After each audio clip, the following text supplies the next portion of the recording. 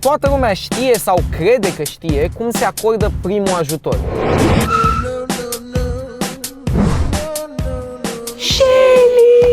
De exemplu, dacă întâlnești o persoană lipsită de cunoștință sau mai multe, trebuie să știi ce-i de făcut.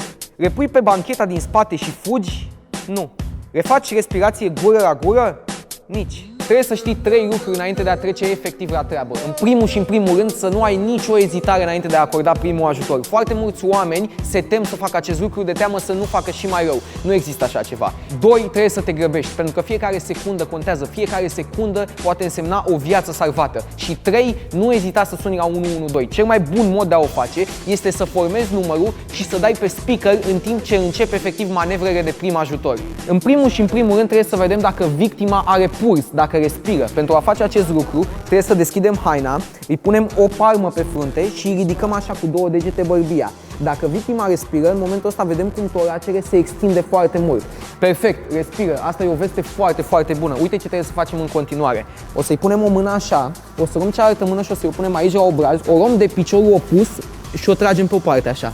În acest moment, victima este în siguranță. În cazul în care persoana nu respiră, asta înseamnă că nu mai e nicio secundă de pierdut. Victima este în stop cardiorespirator și trebuie să începi urgent manevrele de resuscitare. În primul rând, trebuie să te pui în genunchi. În al doilea rând, trebuie să măsori unde începe și unde se termină sternul. Acum trebuie să marchezi cu degetele jumătatea sternului și cu mâna dominantă pui podul palmei pe jumătatea inferioară a sternului. Mâna cealaltă o încrucișezi peste, mâinile întinse la maxim și începi să faci compresii. Și 1, și 2, și 3.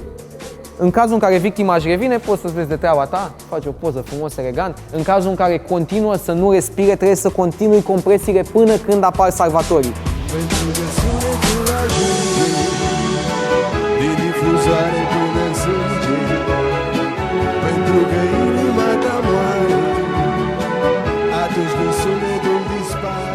Am o mare rugăminte la voi. Din păcate, în școlile din România, copiii nu învață deloc cum să acorde primul ajutor. E una dintre marile probleme ale sistemului de învățământ de la noi. Trebuie să vă recunosc că înainte de această zi de filmare, nici eu nu aveam habar. Vă rog din suflet să dați un share acestui videoclip, pentru că un share poate să însemne o viață salvată. Dacă un prieten de-al vostru se află într-o situație de genul acesta, trebuie să știe cum să acorde primul ajutor. Dacă voi vă aflați într-o asemenea situație, trebuie să știți cum să executați niște manevre de resuscitare. Vă mulțumesc mult!